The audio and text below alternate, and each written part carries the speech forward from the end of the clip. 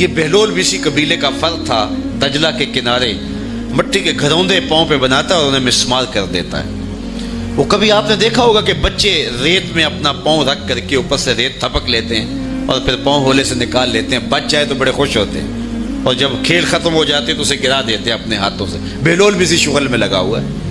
بہلول یہ کام کر رہا ہے، گروندے بناتا ہے گراتا ہے، گروندے بناتا ہے گراتا ہے۔ بادشاہ گزرا، پوچھا بہلول کیا کر رہے ہو؟ ہنس کے کہا جنت کے مکان بنا رہا ہوں۔ کہا بیچتے ہو؟ ہاں بیچتا ہوں۔ کتنے کا؟ 10 روپے کا، سیل لگائی ہوئی ہے۔ بادشاہ مسکرا کے گزر گیا، دیوانہ ہے، مجنوں ہے، اپنی موج میں لگا ہے۔ پیچھے سے ملکہ زبیدہ بھی آ رہی تھی، اس نے بھی دیکھا، کہا بہلول کیا کر رہے ہو؟ کہا جنت کے مکان بنا رہا ہوں۔ کہا بیچتے ہو؟ ہاں 10 روپے کا بیچتا ہوں۔ 10 روپے بادشاہوں کے لیے کیا ہوتے ہیں؟ 10 درہم نکالے، اس کو دیے، اس نے دریائے دجلہ میں پھینک دیا۔ فقیر اتنی دیر تک فقیر نہیں بنتا۔ داتا صاحب فرماتے جب تک مٹی کا ڈھیلا اور سونے کی ڈلی اس کی نظر میں برابر نہیں ہو جاتا۔ اور ایک مکان کے گرد، ایک وہ گروندے کے گرد دائرہ لگایا، کہا یہ تیرا ہوا۔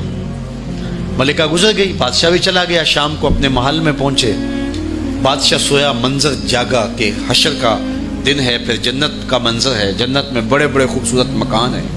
ایک مکان تو بڑا ہی اچھا لگا، تو جی چاہا کہ اس مکان کو دیکھوں۔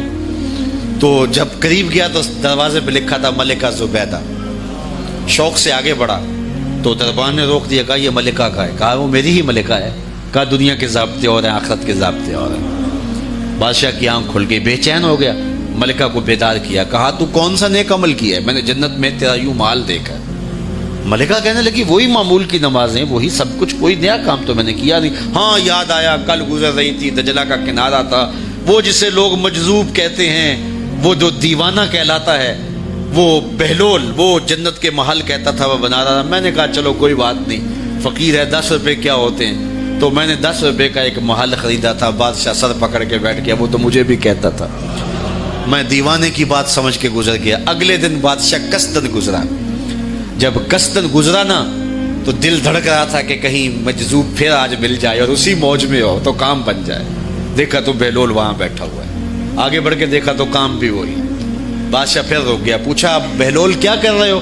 اب دل دھڑک رہا تھا کہ مجذوب ہے، کوئی اور بات کہہ دے تو چلو اچھا ہو کہ وہی جواب دے دے۔ اس نے وہی جواب دیا، جنت کے محل بنا رہا ہوں۔ بادشاہ کا کچھ دل ٹھہرا، پھر کہا اچھا بیچتے بھی ہو؟ ہاں ہاں بیچنے کے لیے بنا رہا ہوں۔ بادشاہ ادھر جیب میں ہاتھ ڈال رہا ہے اور ادھر پوچھ رہا ہے کتنے کا؟ کہا آدھی حکومت لگے گی۔ کہا کل تو 10 روپے کے بتا رہے تھے۔ کہا کل تم نے دیکھا نہیں تھا، آج سودا دیکھ کے لے رہے ہو۔